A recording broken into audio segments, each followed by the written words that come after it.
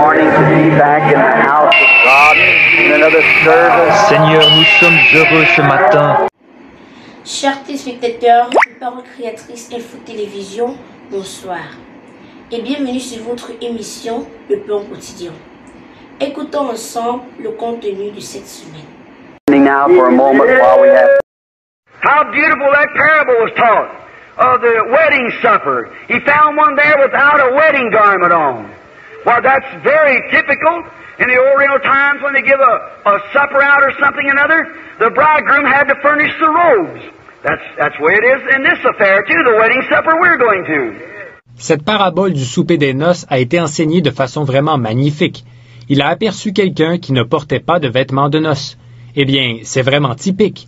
À l'époque, en Orient, quand on organisait un souper ou quelque chose du genre, c'était à l'époux de fournir les robes.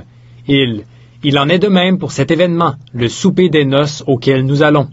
And then the bridegroom hired a man to stand at the door, and everybody that had an invitation come at the door, poor, rich, any kind, they put this robe around them. Et alors, l'époux engageait un homme pour qu'il se tienne à la porte, et tous ceux qui détenaient une invitation se présentaient à la porte. Qu'ils soient pauvres ou riches, quels qu'ils soient, on les revêtait de cette robe. When they were in, they were all alike. I like that. Brother, there's no big me and little you then, when you come to the way of the door. Une fois entrés, ils étaient tous pareils. J'aime ça. Donc, frère, quand on entre par la porte, moi je suis grand et toi tu es petit, il n'y a rien de tout ça. And then he found a man back there that didn't have a wedding garment on. He come in some other way, besides the door. And Jesus said, "Friend, what are you doing here?" And he was speechless. Et il a aperçu là un homme qui ne portait pas de vêtements de noces. Il était entré autrement que par la porte. Jésus lui a dit, « Mon ami, que fais-tu ici? » Il est resté la bouche fermée. And you try to climb up your own moral stepladder or by some creed or some church, brother, you're going to find yourself the same way.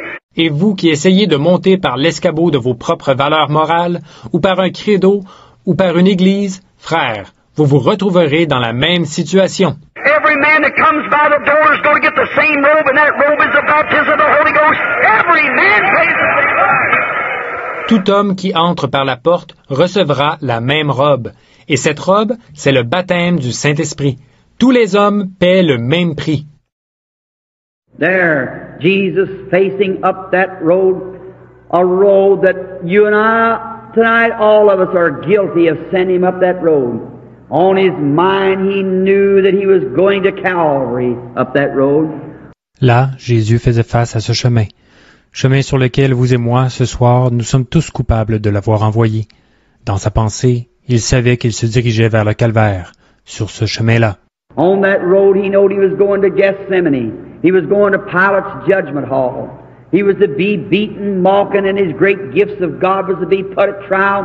Sur ce chemin, il savait qu'il se dirigeait vers Gethsemane.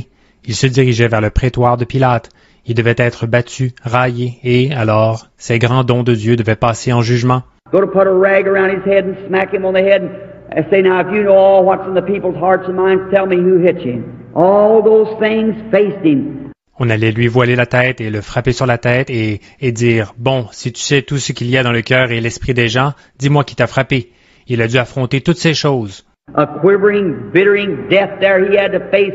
He knew also hanging in his mind there that he was going up to have his hands placed around a pole. Là, c'était une mort amère et cauchemardesque qu'il a dû faire face. Il savait aussi, quelque part dans sa pensée, qu'il montait là pour qu'on lui passe les mains autour d'un poteau. His clothes stripped off of him, and lashes that would burn plumb into the bone was going around him, and his blood would bathe his sides, and a cruel thorn crown would be placed on his head, and he'd be nailed to a cross and hang there bleeding, bleeding, dying, as the most bloody sacrifices ever offered in the world. Qu'on le dépouillerait de ses vêtements et qu'il recevrait des coups de fouet qui lui brûleraient jusqu'à l'os, et que ses côtes seraient baignées de son sang, qu'on poserait une atroce couronne d'épines sur sa tête, qu'on le clouerait à une croix et qu'il y serait suspendu, saignant, bêlant, agonisant, comme le sacrifice le plus sanglant qui ait jamais été offert dans le monde. Only way we see Christ is when He reflects in each other. I see Christ in you. You see Him in me. That's how we watch Christ. La seule façon pour nous de voir Christ, c'est lorsqu'il se reflète en vous et en moi. Je vois Christ en vous. Vous le voyez en moi. C'est ainsi que nous observons Christ. I come to the meeting. I start preaching. I watch the people. You can see where they're interested or not. Just a few minutes, you look over your audience. You can tell where you're bored or where you're not. See? Je viens à la réunion. Je me mets à prêcher. J'observe les gens. Au bout de quelques minutes, on peut voir s'ils sont intéressés ou pas. On parcourt l'auditoire du regard. On peut voir si on les ennuie ou pas. Voyez? And the first thing you do, you see him sitting there, hanging on to every word, under expectation. See? I'm seeing Christ reflected in that person. Amen. Because he's hungering and thirsting for God. Et, au bout d'un moment, on les voit assis là, dans l'expectative, s'accrocher à chaque parole. Voyez? Je vois Christ qui se reflète dans une telle personne, parce qu'elle a faim et soif de Dieu. Then me preaching the gospel, he sees the Christ reflecting in me. I see the Christ reflecting in him. That means Christ is in our midst. Amen. Aussi, quand je prêche l'Évangile, elle voit Christ se refléter en moi. Je vois le Christ se refléter en elle, ça veut dire que Christ est alors au milieu de nous. Amen. Hungering and thirsting. I watch the audience, how they take it. Say something to them. Watch what effect it takes on them. Watch your face light up, full of joy. They're ready right then to receive something. That's Christ. Amen. Ayant faim et soif. J'observe l'auditoire, la manière dont ils reçoivent la chose. Je dis autre chose. J'observe à quel point cela les atteint. Je vois leur visage s'illuminer, plein de joie. Ils sont tout de suite prêts à recevoir quelque chose. Ça, c'est Christ. I see Christ reflected in that person because the gospel, the simple gospel of Christ is taking a hold in that heart. Because they're hungering and thirsting. Je vois Christ qui se reflète dans une telle personne parce que l'Évangile, le simple Évangile de Christ, s'empare de ce cœur-là, parce que les gens ont faim et soif. Remember, in every age and time of darkness, God has always had His Word to divide the light from the dark. Souvenez-vous, dans chaque âge, dans les périodes de ténèbres, Dieu a toujours eu sa parole pour séparer la lumière d'avec les ténèbres. He had in the days of Luther, when the Catholic Church had everything, He sent Luther as a shining light. And Luther divided truth from darkness. Il l'avait au temps de Luther, lorsque l'Église catholique possédait tout. Il a envoyé Luther comme une lumière qui a lui. Et Luther a séparé la vérité d'avec les ténèbres. And when the Lutherans got twisted up, he made of John Wesley.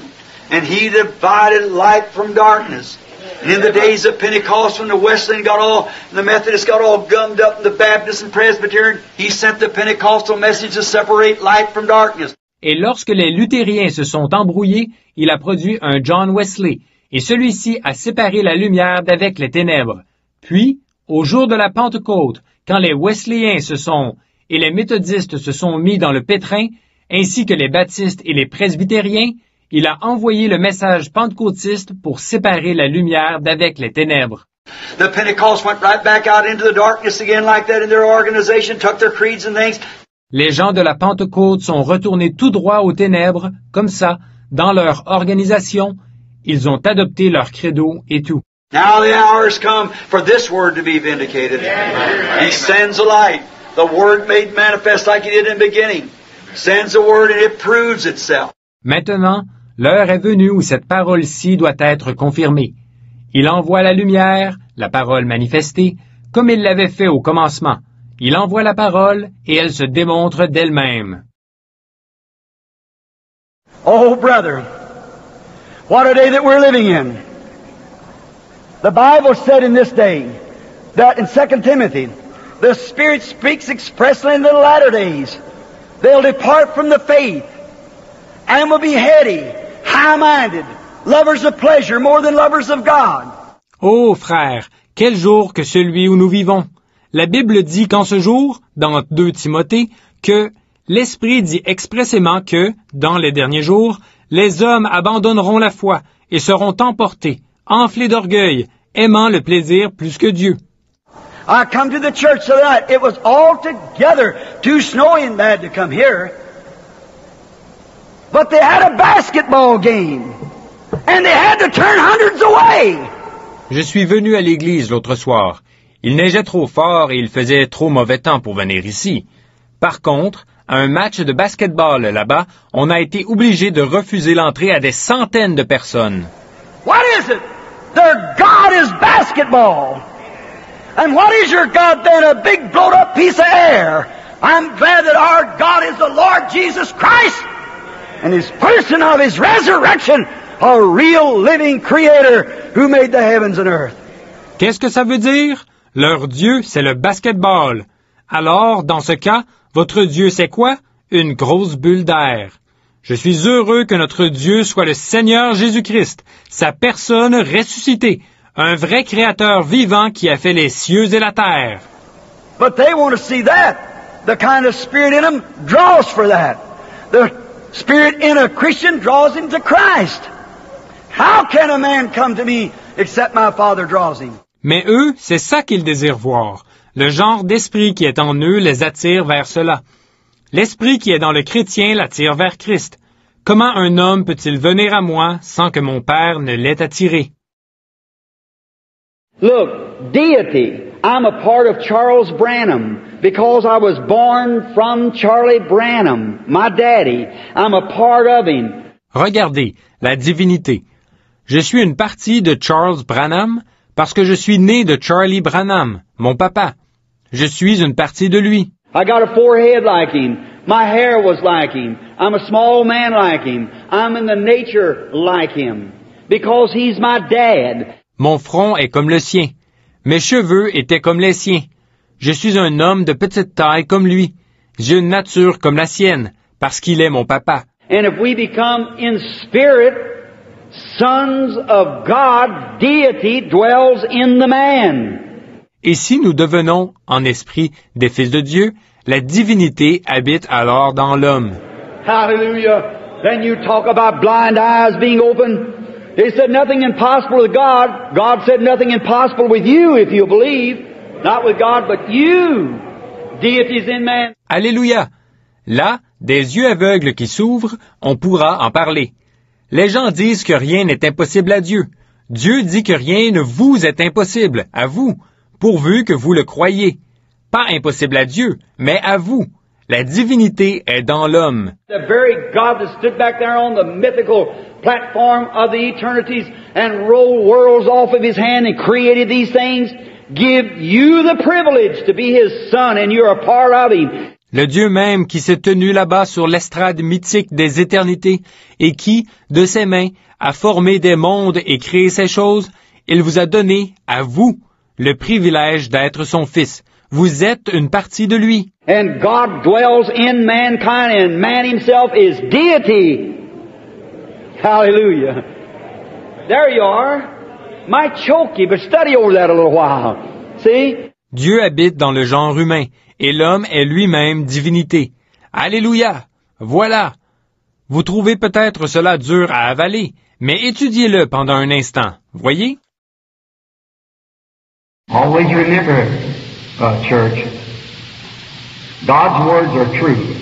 I believe the right mental attitude towards any divine promise of God will bring it to pass, if you can look at it the right way. Gardez toujours ceci à l'esprit, Église. Les paroles de Dieu sont vraies. Je crois que la bonne attitude mentale à l'égard de toute promesse divine de Dieu en produira l'accomplissement. Il suffit de la voir de la bonne manière.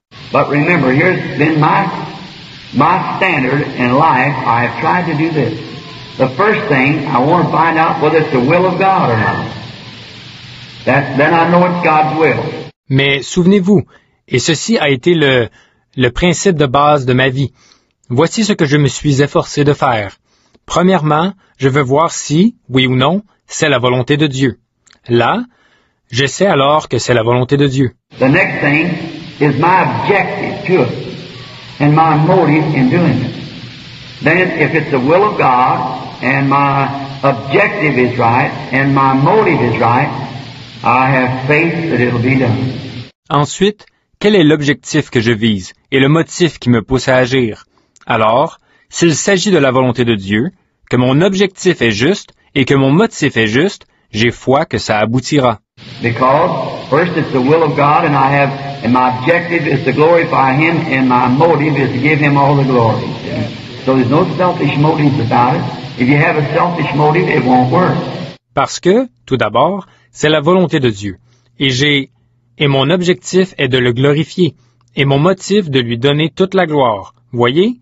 Donc, ça ne part pas d'un motif égoïste. Si vous avez un motif égoïste, ça ne marchera pas. If your objective is to make money for yourself or something, like you'll never succeed. And then try to do something outside of the will of the Lord, then it won't work to begin with. Si votre objectif est celui de vous faire de l'argent ou quelque chose du genre, alors vous ne réussirez jamais. Et si vous essayez de faire quelque chose en dehors de la volonté du Seigneur, alors, dès le départ, ça ne marchera pas. This was once a pleasure for us to meet you on the broadcast The Daily Bread. Goodbye and see you next week for another edition. God willing, Shalom. First love.